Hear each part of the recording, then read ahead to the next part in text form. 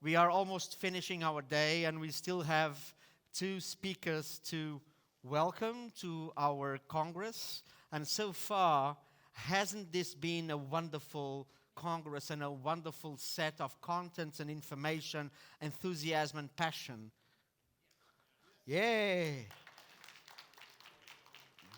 Congress is all about the speakers, the information, the networking, of course, the coffee breaks, and having fun learning and opening horizons and new horizons. And also looking into tradition and looking into fabulous stones to dream of. And our next speaker has all to do with special gemstones, special jewelry, and things that you probably only on dreams you would consider having. Maybe some of you have it on your drawer, but anyway, we are welcoming now Sophie Stevens from Sotheby's, Dubai. Sotheby's, as you all know, is the 2 or 3 centuries old auction house. She joined Sotheby's in 2019, before COVID, as a jewellery specialist, and then she has been consulting with the company in this area of the world since then, and she has been involved in buying and selling jewellery, helping the customers doing their own business in this area. So a true specialist in the very highest end in the Middle East. So ladies and gentlemen, a big round of applause for Sophie Stevens. The floor is yours. Let me just take my coffee. This is so embarrassing. Okay. Thank you very much, Rui. Good afternoon. It's very nice to be here. Thank you for having me. Yes, I am, as Rui explained, I work for Sotheby's. I'm based in their Dubai office, which we opened in 2017. We're one of today, as you probably all know, we're one of the world's largest auction houses, and we're actually the oldest. We started in 1744 selling books, but fortunately for us, we expanded our categories, started selling jewellery, which is one of our luxury categories that we're very well known for today, which allows me to be here at the ICA today talking about some of the exceptional coloured gemstones that we have sold at auction. And looking, towards the future and what we can really expect within the auction markets, the trends that we're noticing, and things that we expect to see in the future. So the presentation today, what I'll be talking about is we'll start by looking at some of the more historical, what we call the traditional sources of coloured gemstones that we have seen superlative results for at auction, namely being Sri Lanka, Kashmir, Burma, and Colombia, versus the new sources predominantly from the African continent, such as Zambia, Madagascar, and Mozambique, which we're going to be increasingly seeing on the global auction market, and so what we can possibly expect from that in the future. We're going to be looking at the laboratories, the gemological laboratories, looking at those that the auction houses mainly use, why they are needed by the auction houses, and indeed by the end consumer. Throughout the presentation, we're going to be focusing predominantly on the big three, i.e. ruby, sapphire, and emerald. But what about the other gemstones, the so-called semi-precious gemstones? Looking at some of the results that we've seen for those, and is this indeed a fair name for them, and can we expect this to change in the future? So first of all, looking at why do the auction houses matter? And just starting with a bit of historical context so that we can understand where we're at today. So pre-1965, most jewellery auctions were conducted in the London headquarters of the auction houses, usually as part of the larger auctions of wealthy estates. And from the late 1960s, that's when we start seeing separate sales for larger gems and major jewellery pieces in Geneva, closely followed by New York, and then later Hong Kong in the early 1990s. The vast majority of our clientele at this point existed of local and important estate dealers and the important jewellery houses buying back pieces. But as the value of these jewellery auctions steadily increased, this is when we see the more regular auction calendar being established that we see today, and the hierarchy of value as well. So we start off with fine jewels, going into important jewels, and finally the magnificent jewels, which is the top tier. And these sales became a very important source of coloured stones, and they started to appeal to private clients as well.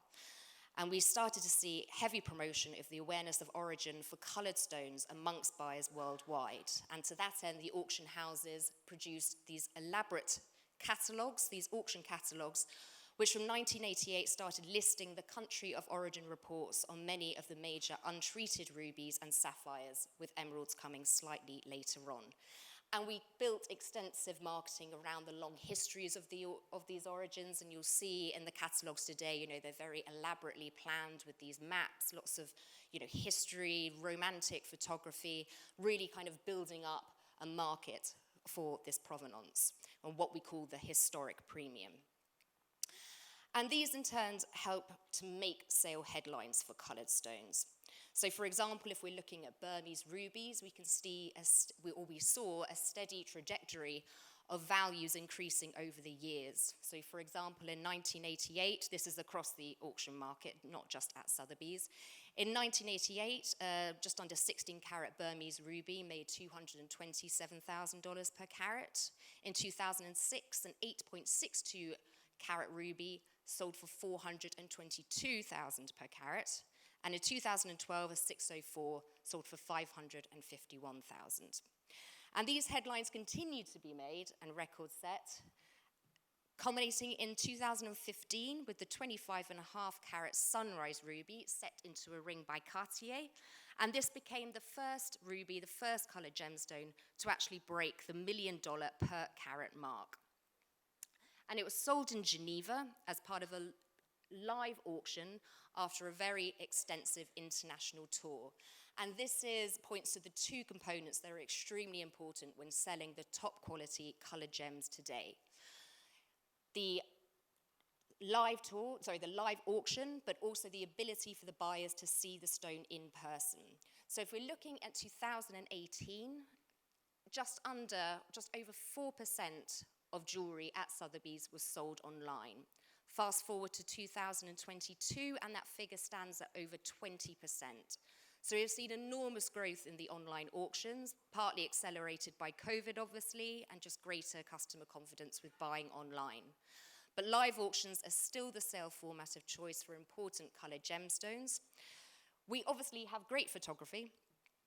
We list the pieces online, we have our printed catalogues, but ultimately they have to be seen in person by the prospective buyers, whether that's trade, whether that's advisors, whether that's privates. And I have this myself, I can be at Geneva at the P-Sale exhibition, I can be filming on these fabulous smartphones that we have today. Sometimes dealers are willing to buy or privates willing to buy, but sometimes it's still just not enough for them to pull the plug. They really do have to see them in person. So we travel the most important colour stones across the world. So throughout the United States, we bring them to Dubai. We have an exhibition in 2 weeks' time, actually, in Dubai, Europe, and in Asia. And even on our international calls, we go through, we outline to the international teams what auctions we have coming up. And we always hear, caveats like, this is a great stone, the photograph doesn't quite do it justice, it doesn't quite capture the liveliness of the colour. So seeing them in eye is still key. So the records continue to this day. So last year, for example, November 2022, we sold this exceptional pink sapphire. This set the record for a pink sapphire from Burma, 20.58 carats, and it sold for just over $90,000 per carat in dollars. In the same sale, we also set a record for a blue sapphire of Burmese origin, sold for 2.7 million Swiss francs, which US dollars is 137.5. This was a really beautiful stone. And this sapphire here sold alongside in the same sale a 33-carat D flawless, sold for 2.83 million, and they both came from the same collection as the Sunrise ruby. And this helped shape their provenance and give them a further cachet. And it's this sense of provenance and history that the auction house really can build around important gems. And that's why, there's a warning that such stones should not just be looked at for the value of themselves. When we're looking at the kind of marketing, the cataloguing that the auction houses can do. So just looking at two examples here. So this was a pair of sapphires that sold in May 2021 that included the world's largest cashmere sapphire ever to come to auction at just over 55 carats.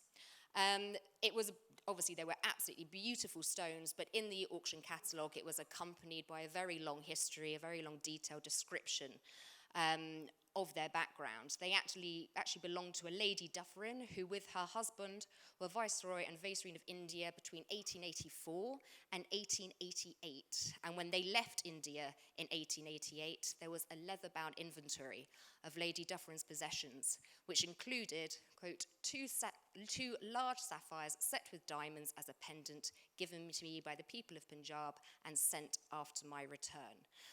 And so these cashmeres were really historically important. They obviously came from the old mine in Kashmir that was first unveiled in 1881 and just open for 6 years. So they came from the time that we were looking at these wonderful cashmeres emerging from the auction. From the mine. The second example is an emerald that sold at the end of 2022, which achieved an exceptional result, estimate of $50,000 to $70,000. Very, very long bidding war on the phone, and ended up selling for just over $1.1 million. It was 527, it was a Columbia minor treatment, but it was offered from the collection of Mrs. Frank Perdue, sold to benefit humanitarian efforts in the Ukraine, and it had an exceptionally interesting history. It was actually found from the Atocha wreck, which was a Spanish galleon that sank off the Florida coast in 1622 during a hurricane. And this ship was representative of the Spanish hold over the Colombian area at this time and the riches that they were uncovering. So within the wreck, there was all this gold coin, there was lots of money, there was lots of silver, there's also 70 pounds of rough emerald crystals that were unearthed from the Chivor and the Muso mines of the time. Which, you know, the Spanish, as we know, introduced them to a European and then after a global audience. And they really, you know, as soon as they were seen, they were amazed at their exceptional depth of color that really put the long depleted Egyptian mines of antiquity into the shadows. So in 1985, after a 16-year search, they finally uncovered the wreckage of the ship. And one of the financial backers of this long search was a Mr. Frank Perdue. So this piece here was actually cut by him, or cut with cutters at the time, and given to his wife as an engagement present, and then she, in turn, in 2022, sold it at Sotheby's. So looking now at what we call historic versus the new origins. So as the flow of gemstones from historic sources such as Burma have reduced over the past decades, a new source has become quite prominent as far as mined gemstones are concerned, and of course that is the African continent. So today, for example, 40 to 50% of emeralds mined come from Zambia, and about 80% of rubies mined come from Mozambique. And at the auctions, traditionally, we're still seeing, unfortunately, a lower price point per carat compared to the, you know, historic mines. But in some notable sales, we have, for example, this was an absolutely stunning Mozambique ruby, 402 carats, that sold in Hong Kong a couple of years ago. Exceptional clarity, exceptional color. And I think what we'll start seeing is, because this is obviously in a Cartier mount, the major maisons, you know, they're not having the same supply anymore from the traditional sources, so they're using these African gems. These haven't yet, you know, in bulk hit the secondary market. I think we can expect that within the next 10 years or so. But we're starting to see some stronger results for these pieces coming up. And this one as well, again, signed by Tiffany & Co. So kind of, you know, at this just under $100,000 per carat for a 10-carat Mozambique ruby, which for auction is an exceptional result. And I think, you know, Mozambique's we're going to be looking at a very interesting future. I mean, speaking to kind of, you know, primary trade and looking at comparisons to Burmese, you know, they should be noted, for example, their exceptional clarity. So anything over really 5 carats in Burmese can be pretty busy. Even the Sunrise Ruby at 25.5 carats, color was stunning, but it was busy. And some of the Mozambique rubies as well, they have the chromium in the composition, which is the same as Burmese. That actually contributes to their beautiful, fluorescence. They kind of glow like embers of a fire in daylight. So I think over time, hopefully soon, people will start appreciating this and kind of start bringing them up onto a par with Burmese rubies. Zambians, unfortunately, we're not seeing great results at auction yet. I know that within the trade, they're selling for much more per carat than we have been seeing on the auction marketplace. These are just a couple of examples of what we're kind of looking at here. So kind of around the $10,000, $5,000 per carat. We haven't really seen anything of exceptional value in that sphere yet. But again, watch this space. So the laboratories, why do the auction houses need them? So for gemstones, they are an essential accompaniment to their sale.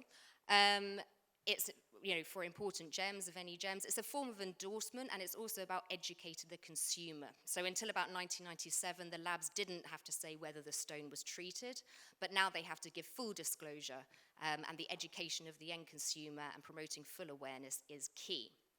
So these are the main auction houses used by the laboratories. So we have the GIA, obviously, for diamonds in the US, the SSEF and Gubelin in Switzerland, and the AGL in the US as well. These are just the main ones because they're internationally recognized. They're the most appreciated by our customers. And they're each actually used for a specialism in a particular stone. So the GIA we always use for diamonds. For coloured stones, we'll go to the SSEF, Gubelin, or AGL. And for pearls, we will go to the SSEF. That's not to say that there aren't some, very interesting, very good, smaller laboratories. So for example, we've been doing some interesting work with Danat in Bahrain, who are doing some very pioneering research with natural pearls. But whilst we want to help, kind of bring them onto the international auction marketplace, at the moment we'll put a Danat report for a natural pearl necklace, for example, as well as an SSEF certificate, not instead of. But hopefully, we look forward to working with them and promoting them as well. What should be noted about the laboratories and what they always say, it's a statement of opinion, not fact. So we do have the situation where we have different origins being provided by the different laboratories. So for example, this Bulgari ring, 17 carat, that we sold in November last year. So we had the SSEF saying it was Sri Lankan, we had the GRS saying it was Burmese. We present both, and we let the consumer make their own decision at the end of the day. But it's difficult. It didn't ever come to auction, but I was dealing with a sapphire that was just under 10 carats last year, and I think I had a Kashmir from SSEF, a Sri Lanka from Gubelin, and a Madagascar from AGL. So yes, that was just very confusing for everybody, and the consignor did not consign. And the thing is, what was frustrating to the consignor, and I know it's frustrating to many trade as well, is that we then price it at a good Madagascar value, whereas he thought it was definitely Kashmir. But that's what we have to do. We can't go in with a Kashmir estimate if we've got a Sri Lanka and a Madagascar alongside.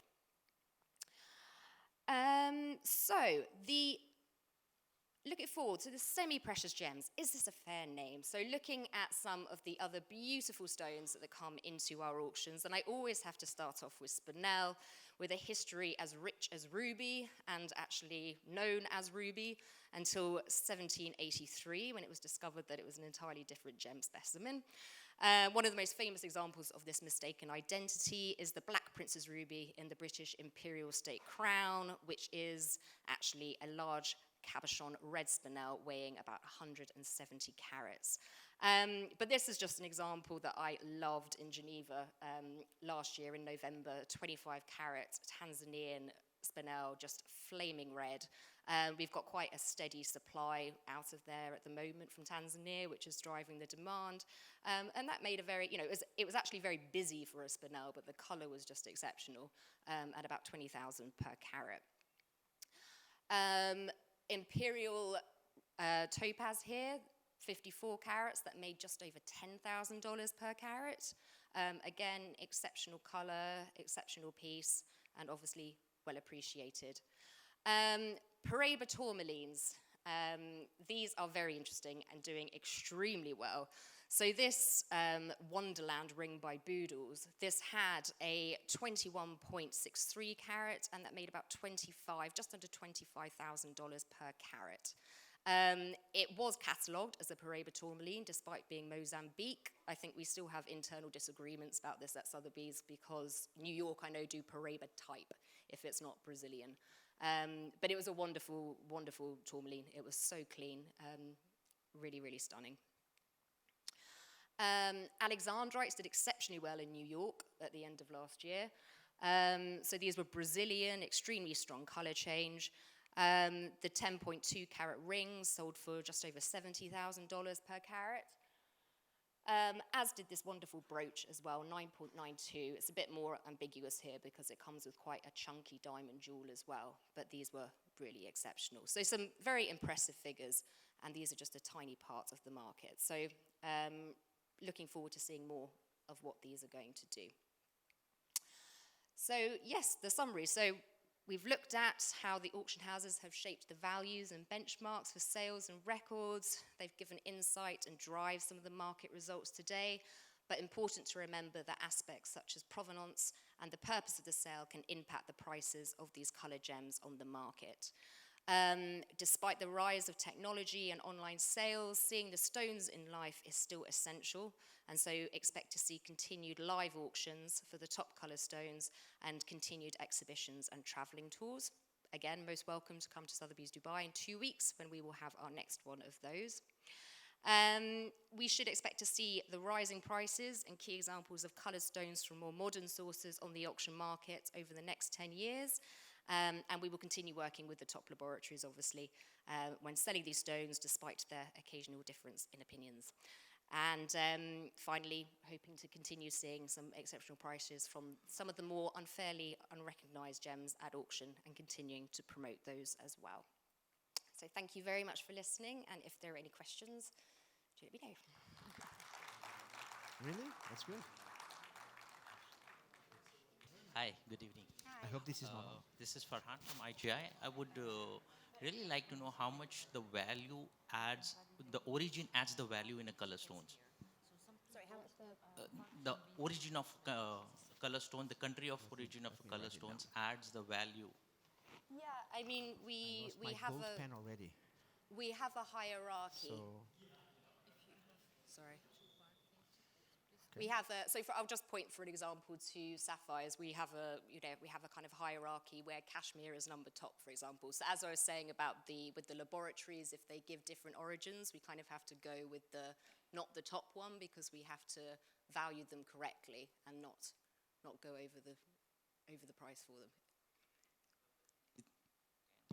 Yeah, but is there a thing that Kashmir would always be the first? And because in color stones, the color and the quality should be the Exactly. most important, but is it somewhere where country of origin has been always the high priority in the market now? No, not at all. No, that's a really good point. So it's not like we'll just take in any cashmere sapphire because it's cashmere. No, of course we have to look at the color, we have to look at the clarity. We're not, everything is very much on a case-by-case basis. But what I'm saying, if I've got a beautiful royal blue sapphire that has cashmere on one certificate and Sri Lanka on another, I'm not going to price that at Kashmir for auction. I'll price it at Sri Lanka. So it adds a cachet, but it ultimately always comes down to the individual stone itself.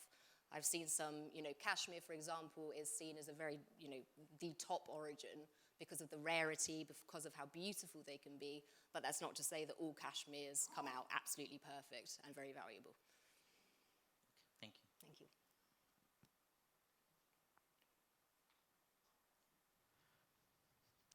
I think there's one here. A very unconventional question, but I have to ask, though we don't promote at ICA. As single individual pieces are taken as investment pieces in the auctions, with new times now, with the currencies, unfavorable markets and currencies dropping out and picking up, are gemstones single individual pieces seen as investment tools by the Yeah, absolutely, and always have been. You know, it's we all know it. It's the easiest and smallest way to transport money and keep some value. But I would slightly, clients do buy gems and diamonds as investments. I mean, we don't advise about it officially from the auction perspective, but we know that that's a very important understanding of clients and, and a motivation for them as well. So some gemstones are bought and sadly not seen again for a very long time because they're kept in a safe for future times. Hi, Sophie. Elle Hill here. From Hill Hello. & Co. Who are the purchasers? You mentioned that sometimes it's business, like business people or people that are members of the trade, and sometimes I imagine it's individual purchasers or their family offices representatives. I don't know the answer, but if you could let me know, is it people who are going to wear the jewelry? Is it trade? And do you guys keep a list of those people and you invite them because you know they might be interested? Or how does that part work? Yeah, absolutely. Yes, no, we certainly do. It's all that you said and more, so it's completely cross-category. We obviously, trade are exceptionally important to us. They might buy a stone to recut it, to improve the color, improve the clarity, whilst trying not to lose too much of the weight. We have the private collectors, those that wear the pieces, which is always brilliant, wearing and enjoying them. The museums can buy from us. We have financiers who are advising, family offices, like you say. And dealers, cutters, it's a whole range. And most certainly before the major auctions, it's a very, very organized operation where we run through lists and we try and target anyone and everyone that we can because, we've got to spread the word. Yeah, I would like to ask something. Hello? Yep. Sorry. Hi. Hi, I'm Shaunak from ICA. I have a question which is, kind of in the industry right now about lab-grown.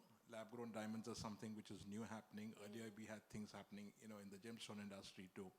Where do you see the future of this regards to auction houses? Do you see the prices always falling so there's no future for lab-grown as such, as something with auction houses which can work with? Or do you see there's something, maybe not now, but maybe in the future, something could be working out on the value appreciation of these? It's a really interesting question, and it's one that we're asked a lot. We don't deal with lab-grown diamonds at all, and I don't see it happening, to be honest. We're pretty scathing about them in the auction world. They certainly have their place in the market, and I think there are some very valuable arguments for having them. But we don't see the value in them, and we don't offer. So in terms of the future of auction houses, we'll never offer lab-grown diamonds. I'm 99% positive. But that we know of, that's the danger. But I do think they have their place, but about values I'm not sure because it's just not an area that we deal with. Thank you. It seems, Sophie, that you took over my stage. Oh. And you took over, I promise I was not in the bar. Does anyone, we still have 3 minutes, and take this opportunity to ask one thing. Yes, sir. Microphone. Thanks. The word lab-grown, do you think it's a cheeky way of marketing? It's actually a synthetic stone? No, I think you can call it whatever it wants. I think, man-made, made with love, whatever sells it for the business. Can I answer you with your permission? Laboratory grown, laboratory created, and synthetic are considered by the industry synonymous. For the actual trade as descriptors, they are accepted trade names. So you can use synthetic, you can use laboratory grown or laboratory created. Yeah. Does it mean the same? That's what it is. But it just needs to be disclosed Yes, always. absolutely. That's it. Absolutely. So thank you very much, Thank you Sophie. very What a much, Rui. Thank you, privilege everybody. Thank to you. see beautiful gemstones and to see actually full colors that we could dream about. So thank you, Sophie, for coming.